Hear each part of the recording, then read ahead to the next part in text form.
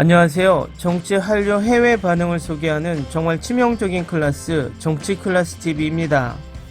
오늘은 범죄도시2 기생충 이후 가장 빠른 속도로 600만 관객 돌파란 외신 기사와 싱가포르 언론에 올라온 범죄도시2 리뷰 기사와 범죄도시2를 관람한 해외 리뷰 반응까지 살펴보겠습니다. 범죄도시2 기생충 이후 가장 빠른 속도로 600만 관객 돌파. 범죄도시2는 출시된 지 2주가 채 되지 않아 이미 히트한 전편을 추월하기 위한 궤도에 올라 있습니다. 2019년 아카데미 수상작인 영화 기생충 이후 가장 빠른 속도로 한국 박스오피스 600만 관객을 돌파한 영화 범죄도시2는 2014년 영화 국제시장과 같은 전설적인 히트작의 기록을 깨는 데 성공했습니다. 또한 범죄도시2는 개봉 첫 주 만에 2017년에 공개된 원작 범죄도시 영화로 기록한 최종 총 관객수 688만 546명을 곧 추월할 것으로 보입니다. 2017년 히트작 액션 영화의 속편으로 범죄도시2는 전설적인 형사 마속도와 그의 경찰서 강력반이 강력한 새로운 악당을 쫓는 흥미진진한 모험을 따라갑니다. 새로운 영화의 지속적인 성공에 대해 범죄도시2의 출연진과 제작진에게 축하의 말을 전합니다. 다음은 싱가포르 언론에 올라온 범죄도시 리뷰 기사입니다. 마블 시네마틱 유니버스의 야심찬 영화 이터널스에서 아시아 팬 관객들이 더 바랬던 것이 한 가지 있다면 영화에서 길가메시의 더 많은 액션을 보는 것일 것입니다. 결국 관객들은 한국 태생의 미국 배우 마동석을 우주 에너지를 투사하여 적을 물리치는 믿을 수 없을 정도로 강한 존재로 보지 못했습니다. 그의 우뚝 솟은 체격을 활용하여 캐릭터가 얼마나 위협적인지 보여주기에는 완벽한 기회였지만 우리는 온순한 거인이 안젤리나 졸리가 연기한 이터널스의 테나를 어떻게 돌봤는지만을 기억할 뿐입니다. 운 좋게도 51세의 배우는 이 한국 액션 영화에서 일련의 잔혹한 살인사건에 휘말리는 형사 마속도 역으로 돌아왔습니다. 범죄도시 속편에서 우리는 먼저 그가 해외로 도피한 범죄자를 한국으로 데려오기 위해 베트남으로 여행하는 것을 봅니다. 뜻밖의 반전은 한국의 관광객과 사업가들을 몸값을 위해 납치해 살해한 냉혈한 악당이 있다는 사실이 밝혀지고 마형사는 그를 처벌하기로 결심합니다. 세상의 모든 나쁜 놈은 마형사와 마주치지 않기를 바라고 있어야 합니다. 그는 범죄자를 발로 차고 주먹으로 때리는 무자비한 전투기계입니다. 당신이 그의 길을 막고 있다면 그는 당신을 한 방에 날릴 것입니다. 이 야수경찰이 영화의 하이라이트이고 그의 위협적인 화면 존재가 진정으로 매혹적이기 때문에 200km의 덩치가 당신에게 부딪힐 때의 고통을 상상하면 우리는 전율합니다. 마형사가 거대한 맨손으로 악당을 물리치고 방을 가로질러 날아가는 모습을 경외심으로 지켜보는 스릴 넘치는 액션 시퀀스는 당신을 자리에 앉힐 것입니다. 이상용 감독이 뼛속까지 파고드는 격투신을 연이어 선보여 지루할 틈이 없습니다. 과장된 액션 시퀀스는 폭력적이고 잔인할 수 있으며 마음이 약한 사람들에게는 적합하지 않습니다.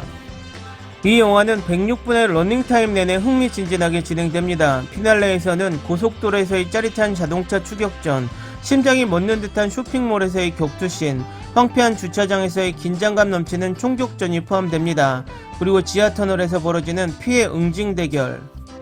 또 다른 볼거리는 불쌍한 희생자들을 베는데도 꿈쩍도 하지 않는 무자비한 악역 손석구의 연기입니다. 그의 눈에 나타난 무자비하고 정신병적인 모습은 소름 끼치며 화면에서 그가 도끼를 휘두르는 동안 당신은 두려움에 움츠려들 것입니다. 이 액션 영화를 보는 동안 꽤 많은 유혈 사태를 예상하십시오. 또한 마형사가 팀원들과 캐주얼한 농담을 나누는 가벼운 장면도 있습니다. 동료애는 자연스러운 것이고 이들은 누구나 형제가 되고 싶어하는 친구들입니다. 마지막 장면에서 푸짐한 음식과 함께 맥주를 즐기는 남성들의 모습이 웃음을 자아냅니다. 영화가 처음부터 끝까지 재미있다는 데는 의심의 여지가 없습니다. 우리 안에 있는 아드레날린을 방출시키는 즐길 수 있는 그러한 제한 없는 액션 영화가 더 많이 있기를 바랍니다. 다음은 IMDb에 올라온 리뷰입니다. 전편 못지않게 좋은 후속편 범죄도시는 2017년 의외의 히트작이 된 작품이었습니다. 2007년 서울에서 두 라이벌 갱단 사이에 일어난 흑사파 사건이라는 실화를 바탕으로 코미디와 액션이 절묘한 조화를 이룬 액션 코미디였습니다. 코비드19 전염병으로 인해 원래 제작 일정이 연기된 후 한국어 제목이 범죄도시2이지만 혼란을 피하기 위해 영어 제목도 붙여서 마침내 라운드업이라는 속편을 갖게 되었습니다. 복수 출신 배우 마동석이 팬이라면 분명 이 영화를 좋아할 것입니다. 그의 필모그래피, 특히 그의 액션 영화에 대해 잘 알고 있다면 여기에 새로움을 찾을 수 없지만 그는 너무 좋아하는 배우 중 한 명으로 매년 이런 영화를 만들 수 있고 여전히 재미있을 것입니다.